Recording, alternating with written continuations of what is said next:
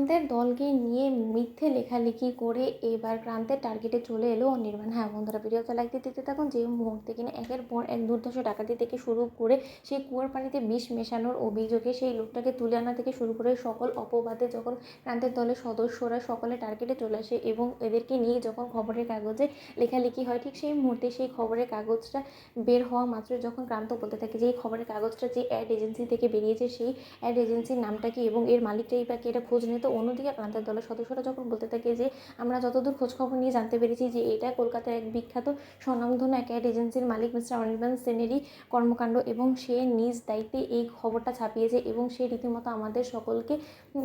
পুলিশের কাছে হুমড়ি খেয়ে ধরানোর জন্য উঠে পড়ে লেগেছে। ক্রান্তদা এই লোকটাকে যে করে হোক না কেন পৃথিবী থেকে গায়েব করে দিতে হবে, এমন হাল এই লোকটাকে করতে হবে যাতে কিনা এর পরিবার অবধি তার নাগাল না পায়। অন্যদিকে কথা বলা মাত্র ক্রান্ত বলতে থাকে যে তুই বলছিস এই কথা, আমি তো ভাবছি অন্য কথা, যে এ সাপের লেজে পা দেওয়ার কথা ভাবলোই বা কী করে, ওর কি মনের মধ্যে ভিন্ন রকম কোনো ভয় নেই নাকি। অন্যদিকে ক্রান্ত এই কথা শুনে মীনাক্ষী বলতে থাকে যে এই লোকটার মনে ভয় নেই, কারণ এই লোকটার পাশে তার স্ত্রী আছে যে কিনা যথেষ্ট পরিমাণ লড়াকু স্পিরিট রাখে এবং এই লোকটার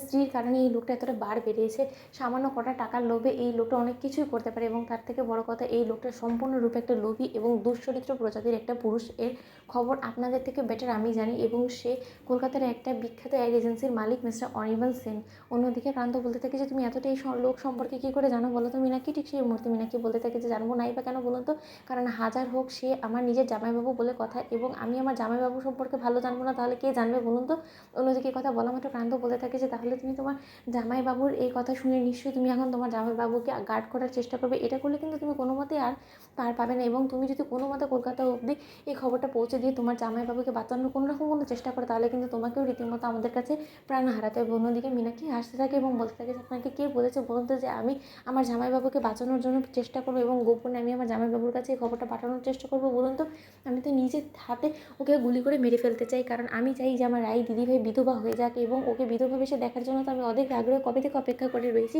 এতে করে তো আমারও প্রতিশোধ নেওয়া পূরণ হয়ে যাবে ওর উপরে, কারণ ও আমার জীবনটা তছনছ করে দিয়েছে। এবার যদি ওর জীবনটা আমি তছনছ করার একটা সুযোগ পাই তাহলে আমি কেন এই সুযোগটা হাতছাড়া করতে যাবো বলুন তো ডাক্তারবাবু। অন্যদিকে ক্রান্ত বলতে থাকি যে তুমি সত্যি বলছো এই বিষয়ে তোমার এবার আস্থা রাখা যায় বলছো, তাহলে বরঞ্চ তুমি একটা কাজ করো তো, তুমি এক্ষুনি ফায়ার করে দেখাও তো যে আমিও দেখি যে তুমি এতদিনে কী শিখলে। অন্যদিকে নীলাঞ্জনা বলতে থাকে যে সেই কাজটা তো আমাকে ভালোভাবেই পারতে হবে, কারণ এই লোকটাকে যদি শেষ করতে হয় আমি কিন্তু আপনাদেরকে বলে দিচ্ছি যে ওকে শেষ করার দায়িত্বটা সম্পূর্ণরূপে আমার উপরে আপনাকে ছাড়তে হবে, কারণ আমি নিজ হাতে ওকে সেই পৃথিবী থেকে সরিয়ে দিয়ে আমি আমার প্রতিশোধ পূরণ করতে চাই। এবার আমার রায় দিদিভাই অবশেষে বিধবা হবে এই কথাটা ভেবেই আমার সবথেকে বেশি আনন্দ লাগছে। তো বন্ধুরা লাইক শেয়ার করে সাবস্ক্রাইব